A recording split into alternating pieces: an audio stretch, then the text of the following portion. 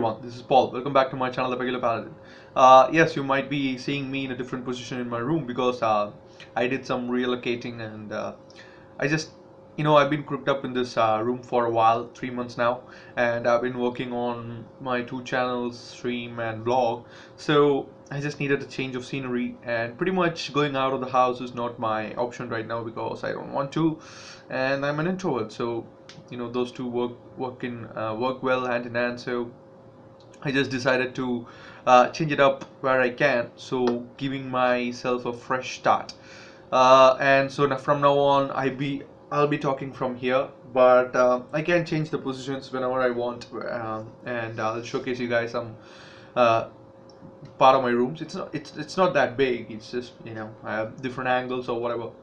And obviously there's a big two videos coming out like in my channel right now. Uh, which will be concentrating on the next four episodes in the Defenders, the last four episodes, and an overview for season 7 of Game of Thrones. And later stages in the next month, probably I will talk about the predictions for season 8. And before all the shows that begins in fall, pretty much every show, I want to do cast overviews, some sort of like predictions. I just want to cover my favorite shows for you guys so you can understand my passion for those shows, which will be there in the channel as well. That's just some updates that I wanted to give you guys. But the main video is actually small. I just wanted to talk about why Cersei Lannister is being a dumb one in the last few minutes of the episode. She's the great villain. She's amazing. She does her job, and she's evil, and everyone wants to see her die, obviously. And so she is good in terms of like creating that hatredness in amongst all people. You just don't hate people just like that, and not definitely in Game of Thrones, because it's a show about perspective. This is something that my friend and I have been talking about for a few times. Like the characters that you hated in the first few seasons are the characters that now that you want alive. Like for example, Jaime Lannister, the character who we hated in the first season because what he did to Bran and what he is, Oathbreaker, Kingslayer, and stuff like that. A man who actually breaks oaths, and he was mean to Ned Stark. So we hated him. So that perspective changed when he became more matured, more understanding of the world. So this is what I'm talking about. So people perspective change about the show, and it changes for the characters that are there in the show, except for a few, maybe Arya Stark, Tyrion Lannister, or some characters that we absolutely loved. But some characters are there that we hated, then we loved, then we hated, then we loved, we hated. So but Cersei is one of the characters that actually stays hated from the first season, and she does a good job of harboring that hatred from many people around the world. And she did all things right, to be honest with you. Literally, she did everything right till that point, till that decision, where she would say like, I'm not gonna follow my oath, and I'm gonna break it, and I'm gonna uh, reclaim the land.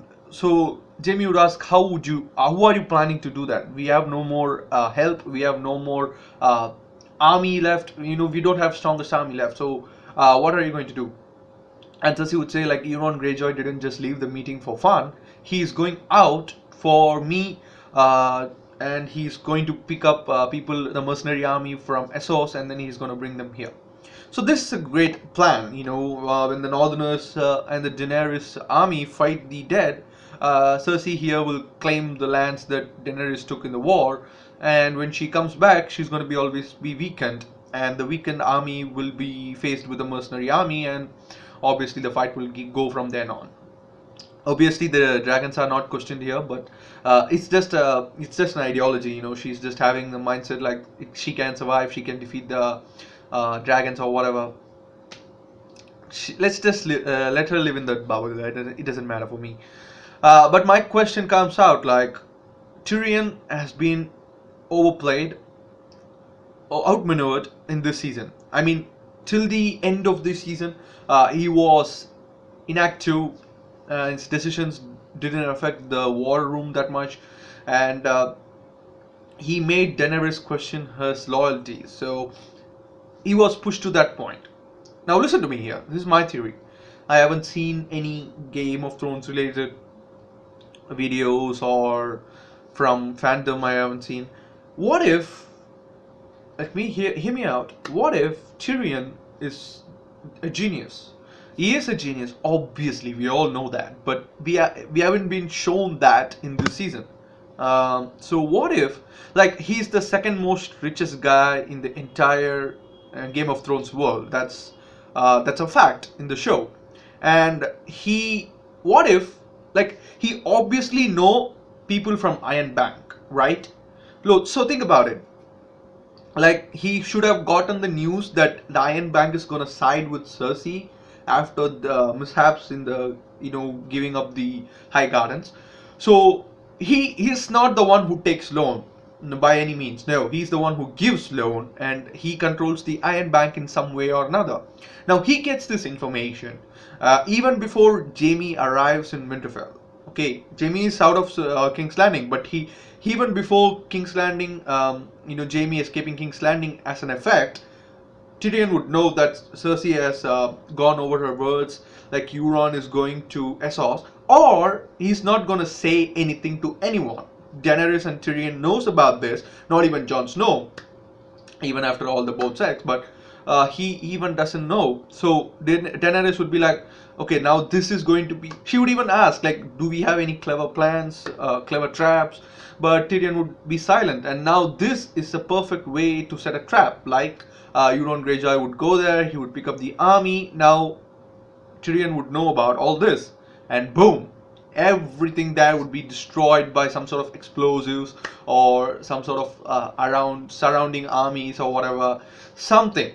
So, or Theon Greyjoy, who has escaped, who has gone to rescue his sister, would do something about it, would have an answer something about it, because Tyrion would know that this is going on, and he would steer Theon and Yara in this direction, in this general direction. So I think these things should happen, because again, Tyrion Lannister's loyalty has been questioned, Tyrion Lannister's intelligence has been questioned. I'm team Tyrion, guys, literally.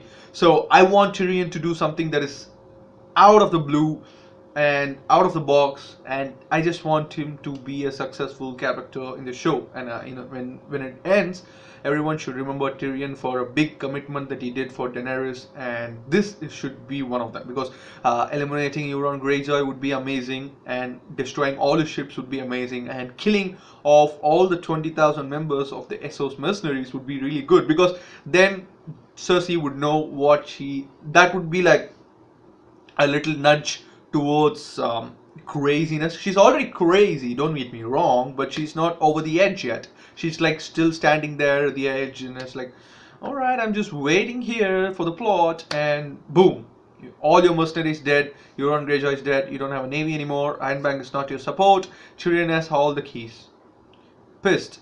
But that would not be the end of her, like, that would not push her over the edge. I have something else, but I will talk about it in a separate video. So wait for that.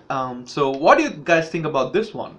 This might be just a random ramblings of a YouTuber, but this might be working out really well, because it's my theory, so it should work out really well.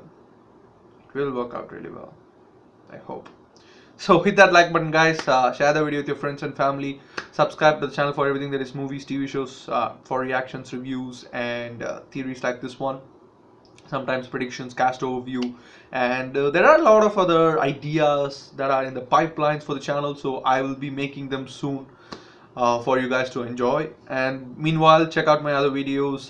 Tell me, in a constructive criticize way, like how I can improve my channel. What are the things that I should do to improve my channel, which will be really helpful for me, because I am new with this environment, and new at this arena, so I don't know pretty much more things. So it will be really helpful for you guys to tell me, like, you're doing this this way, but do this way. It will be really nice, instead of just saying your channel is shit and you're doing everything wrong. So that's not going to help anyone. That's not going to help your viewing experience, or that's not going to help my channel. If you just do that, because I'll just delete that comment, or I'll comment something in harshly in return, and both of us are going to get hurt, and at the end of the day, I'm not going to know what did you find bad in my channel, if you understand. Like, if you say something that is unpleasant, you just have to say it to me in a perfect way. If you don't do that, I'm not going to know what was unpleasant and what was wrong in that situation. So just let me know in the comments down below, guys. We will have a conversation there. If you find it that if you find that hard, come follow me on Facebook, Instagram, Twitter, and Reddit. Even I'm pretty much active on every one of these sites, so you can just get me at any of these sites. So it will be really helpful for me for having a community and having the conversations. So check out my other channel and check out my blog and come hang out with me when I do live streams. So I'll put them on my other Facebook page. So or my general Facebook page, even just follow me there. It will be really nice for me to easily reach out for more audience. So thank you guys for watching it, and I'll see you guys in the next video, which is gonna be really awesome. Just wait for it.